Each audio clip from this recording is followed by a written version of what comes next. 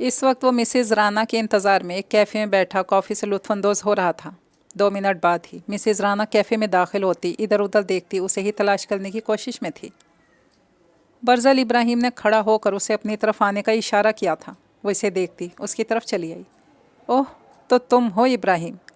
अपना bag table पर रखे अपने बालों को कान के पीछे करती वो इस खूबरू मर्द को गौर से देखने लगी।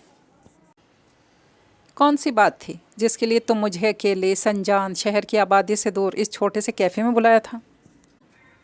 आप जैसी मशहूर हस्ती को अगर इस शहर के किसी फेमस कैफ़े में बुलाता तो इस वक्त पूरा मीडिया वहाँ पर मौजूद होता, और मैं ये नहीं चाहता था कि आपकी और मेरी मुलाकात किसी की नज़र में आए।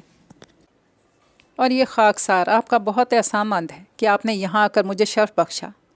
अपने सीने पर हाथ रखता वो एक अदा से बोलता मिसेज़ राना को मुस्कुराने पर मजबूर कर गया था। बातें अच्छी कर लेते हो। लोगों को कत्ल भी बहुत अच्छे से करता हूँ, ट्रस्ट मी।